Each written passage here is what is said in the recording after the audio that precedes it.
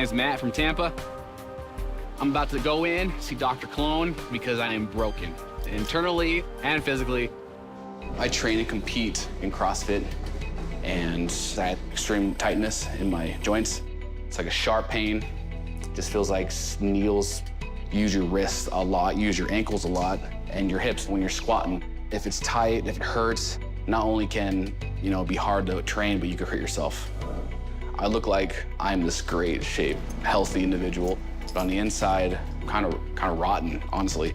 Good morning. How are you? Good. How are we doing? I'm here to hopefully get looked at, get worked on, and get fixed. Can I have Matt to the back, please? How are you?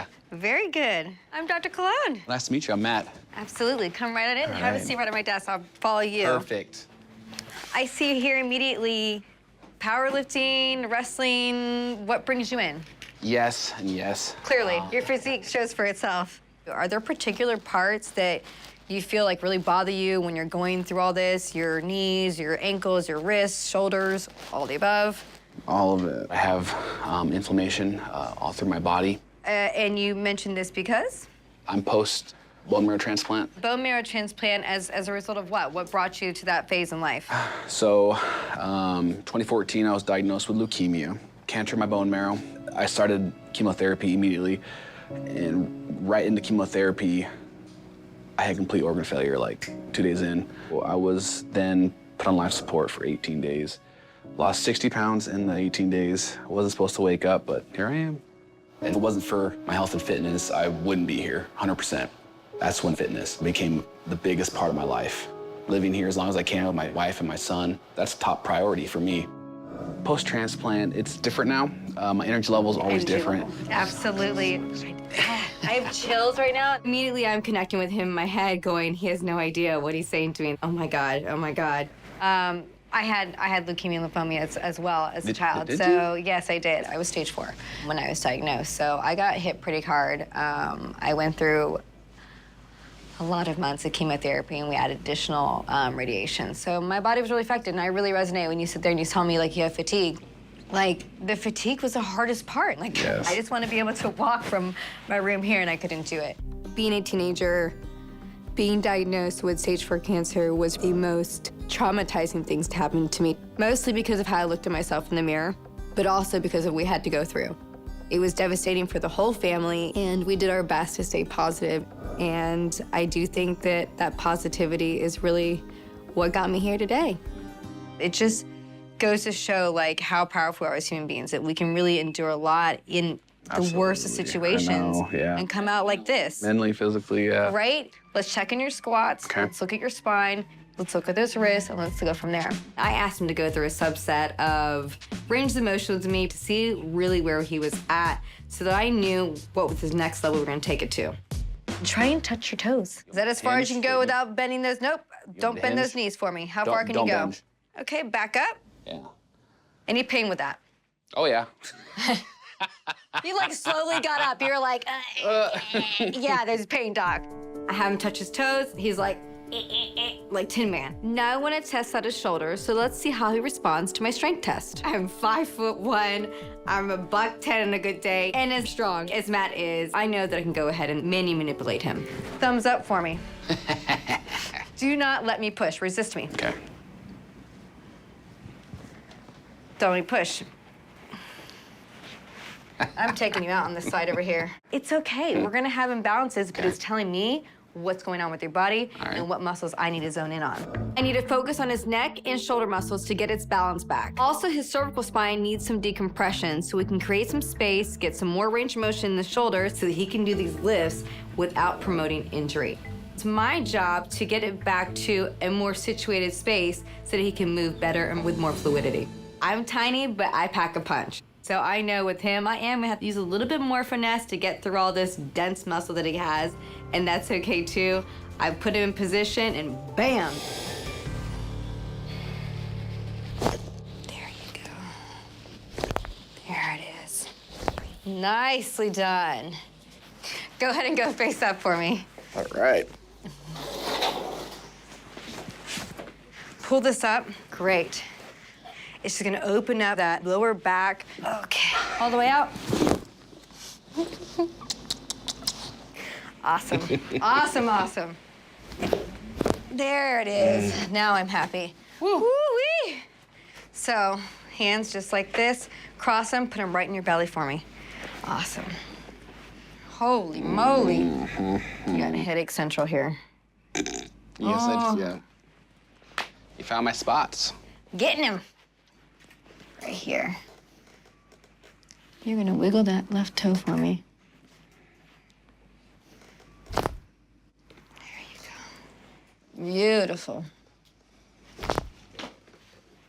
You good? Mm-hmm. He just kind of like eyes roll back like, boop, reset.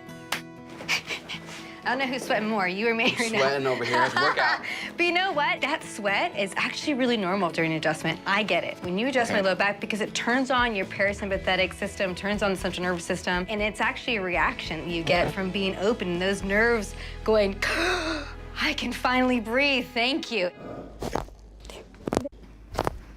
We've adjusted his sacrum, his lower back, his upper back. In his case, it's really important that we decompress his spine and open up the nerve pathways in hopes that he can touch his toes without doing the whole, robotic Tin Man thing, right?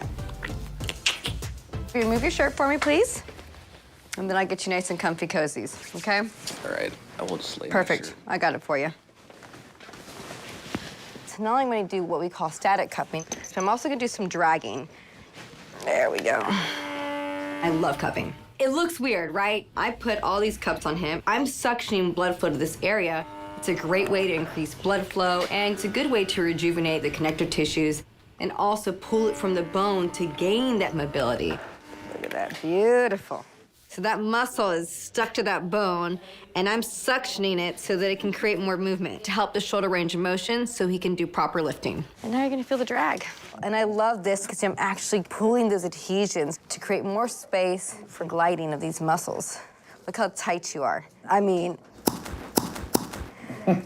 I feel so good. Almost immediately, my posture has changed. My upper back, I could feel it's already loosened up. Felt amazing, and I loved it. now, I'm gonna use a tape, the sports tape, to get you back in that position. Chest up, right? And taking your shoulder from here to here, where it should be, right? Instead of rocked forward from poor posture and over contracture. Love this stuff, okay? A little sports taping goes a long way. And the whole point is, one, we're gonna see the results, but two, you're gonna feel a difference of what your body should feel like versus what it feels like now. Right now, what we're doing is we're taping that supraspinatus, okay? It lies right underneath that trapezius, just like that. Okay, look forward for me. There you go, chest up. See how you're naturally wanting to fall back to where you were, okay? Yeah. So we're gonna use this tape to take that kind of stuff out. Okay, now relax. You feel like you have like a bit of a brace back on right now? A back brace on my shoulders, right? That's what it should feel like. Okay. It's this subtlety of just being able to go, okay? We're here all day, and we don't even realize it. We breathe like this, we walk around with tension like this, and all I did was do, back to basics. Arms up just like this. Don't let me push, resist me, don't let me push, resist me. Better, stronger. I took you out the first time we did that. Push, resist me. Okay. How are you feeling? Feel good, feel great. Before, I could barely touch my toes, about here.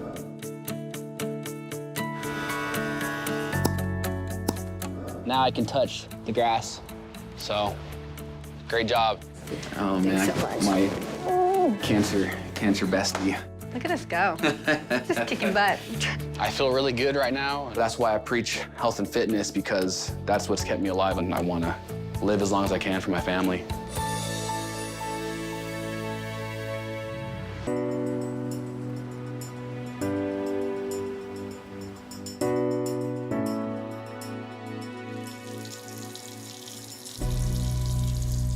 I'm Ryan, and I have arthrogryposis. Arthrogryposis is when your mother's pregnant with you, you don't have the right amount of room to grow in the womb, so you kind of get stuck in a certain position, and then it affects limbs on your body, usually the arms and legs. I just have to use my back for so much to kind of like maneuver my whole body. My best friend, TK, he helps me out. I'm just so used to being how I am, so I pretty much just tolerate pain. The thing that bothers me more than anything is my lower back pain, and I think that's because of like the way that I have to walk. Friends and family recommended a chiropractor, and so I'm here today from Fort Worth, Texas, to see Dr. Colón with the hopes that she can help me. It would mean everything to me. Hello. Hello. How are you? Good, how are you? Good. Ryan, come on back. Nice to meet you. I'm Ryan, very good to meet you. And you are? I'm Tyler. Tyler, nice to meet you. Call me TK. TK it is. Ryan has traveled a really long way here today, and I'm gonna do everything I can to get him some help. Okay, so tell me what brings you in. I have arthrogryposis. Like I can't drive and I can't like button my own jeans and, you know, stuff like that. In those more severe cases, arthrogryposis, it can go to the spine, to the jaw. Would you describe yourself as that, or mostly just in the joints and extremities? As far as I know, it's really just in my extremities. Okay. Arthrogryposis is a congenital disorder where there is contracture of the joints. So someone maybe can't fully extend their arms or extend their shoulders, so you'll see kind of this motion or this motion. And we don't know how severe his case is. I need to get to know where he's at so I know how I'm gonna proceed. Right here on your x-ray, this is your cervical spine, or your neck, all right? You do have some degeneration to the disc itself. Am I all that concerned? Not necessarily, right? Because I see these things every day in a chiropractic case because there's gonna be some wear and tear to our bodies. I'm thinking like, I'm gonna find something crazy, and I didn't. I found degenerative joint disease and degenerative disc disease, which I'm not minimizing, but is clearly present in his spine and his neck from top to bottom. The good news is you don't look as bad as I thought we were gonna be. What difficulties do you have as a result of this? I have severe vertigo problems and also lower back pain, given my disability with the way that I have to kind of like slouch over and walk. I would really like to be able to last longer outside playing with my son. It's super hard because I'll start feeling too dizzy or, you know, my back will start hurting. It kind of just affects my everyday life because I just kind of feel like I don't want to do anything, and it just causes me to have severe anxiety. The vertigo, I've learned to tolerate it, but I think that I could really benefit from, you know, like easing the pain of it, like having to deal with it. My right ear also just rings like 24/7. Do you currently have vertigo by any chance? Kind of, a little bit, not Like a lot. little sensation-y kind of feel going on? A little bit, yes. Do you always have the ringing? Because the ringing is also different, by the way, from the dizzy spells. They're two separate symptoms. Yes, I always have the ringing. Okay. I'm looking at the vertigo and thinking, okay, let's see if there's maybe some PT or maybe some chiropractic maneuvers that we know to be Epley's maneuver to help maybe reset the location of the crystals and see if that helps with vertigo. It's part of those calcium crystals that lie in the inner ear. We usually tend to fare a little bit better with vertigo. I'm not saying always, just sometimes. with the Epley with maneuver. Epley maneuver. I don't know if I'm battling something that was already kind of damaged as a result of his disorder, but we don't know till we try, right? Have you ever been to a chiropractor? I have not. I've told him so many times. I don't want someone to break me, you know, so it's I like... mean, clearly. I mean, I would say the same thing, too. Yeah. And that's coming from a chiropractor, right? We need to proceed with caution and make sure that everything that we're doing is well within, you know, your scope and my scope, and make sure that you're comfortable. I'm gonna take a look at your spine and examine you. If you wouldn't mind, go ahead and stand up and take your shirt off for me. Okay. He has a severe medical condition, and this is a first for me. I have never seen anybody utilize their body like this, ever. He uses his body so differently than you and I would. He has a lot of strength in his neck flexors. I mean, these are built-up muscles, possibly tension too, as a result of constantly using it. Do you have a nice, good spine? I'm not gonna lie, you have a lot of tension in your lower back. Holy moly. With Ryan, it's really important to look to his neck. Why? Because if he can't use his arms, how does he shampoo? How does he cook? How does he brush his teeth? He's using his neck for all of these actions, even putting toothpaste onto his toothbrush. So essentially, there's an overuse syndrome, much like the treads in a tire that's had too many miles. So I'm gonna focus on his cervical spine from C1 to C7, or the area around the neck. And we still have to do Epley's maneuver to help with the vertigo. If you don't mind, just have a seat right here for me. I want to see exactly what you look like going face up first before I even do anything. I was really nervous. I've seen videos and stuff on Facebook. I've always been kind of scared to do this. So if I don't get the help that I'm looking for today, I don't know what I'm gonna do, honestly. Oh, okay. We are finally getting the adjustment started, but Ryan's face reads fear. I don't feel like I'm out of the woods just yet. You can definitely see the joint contracture, and this is my first time I've dealt with something this outside of a textbook. But I want to make sure that he's comfortable every step of the way. I want you to wiggle that right toe for me, please. Ooh. I felt that. Was it as scary as you probably thought it was? No. Okay. And this time I'm not going to ask you to wiggle your right toe, by the way, because you already know the trick. So this time I'm going to have you wiggle your elbow. That's it. Okay, now let's take a look. How does that feel now? Good. The whole way down? Yep. You just kicked some butt. I'm like super impressed. You know, the crack in your neck, it's like just instant relief. Ooh. Once it's popped, it's just like kind of like a breath of fresh air, basically. Take me through some range of motion. Go from right to left for me. Feel like I can turn more. It looks so different, by the way. I mean, that's night and day. It doesn't feel like there's so much tension pulling down on the right side, so it's feeling a lot better. An immediate noticeable difference. He had so much restriction going this way, and he had almost full range of motion within one adjustment. Now I gotta treat that vertigo. Vertigo is basically having bouts of dizzy spells. The intensities can just be not being able to center yourself to full on, you know, the world is spinning. That's terrifying for anybody. We're gonna do Epley's here today. You ready to try? No, but yes. You are gonna get a little, you know, dizzy spells, so expect that. Your natural reaction is gonna be to close the eyes. Your eyes. Don't do that. Like, remember ballerina, they spot, right? That's how they do those turns. So they don't fall out of their dance routine. Yeah, right. Same thing applies to you. So I'm really nervous because just once a vertigo happens, I just kind of feel really nauseous and unsteady. Here we go, okay? I'm gonna let her walk you through Epley's. Ready? Yep. Yep. Epley's maneuver is a technique that we use to realign crystals in the inner ear that may be not in their normal location that can, at times, cause vertigo. Feeling all right? Yep. Just guide the side of the table for us. Ready? Yes. Yep. We're gonna do it all at once. There it is. This is a maneuver that you can't do at home, but I want to make sure that he's doing it properly. You okay now? Mm-hmm. Ready? Back on your back. Good job. Let's sit up. Good job. How are you feeling right now? A little dizzy when I sit up.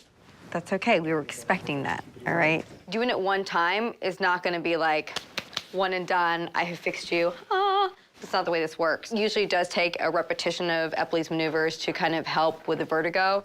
Right. So pay attention to maybe just every little thing. And I'm here. I'm not going anywhere. You get to reach out to me whenever you want. Did an awesome job today, okay?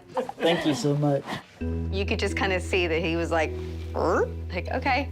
He's happy. You can see that he's calm. I feel like I'm not so hunched over. He looks looser. On the way here today, I was a little bit nervous and kind of skeptical because I had never done this before. But, you know, honestly, I just told myself that I needed to be open-minded to it. I feel 100 times better than I did whenever I originally got here. So because my legs don't bend, I have to like go like this. Yeah. Stop. Wow. That was awesome. I'm super excited to have my pain relieved. I think the long-term goal here is to keep introducing chiropractic care, especially into the neck where he utilizes it so much for his daily habits. I really hope this is just a baby step in the right direction for him. Have an awesome day. You too.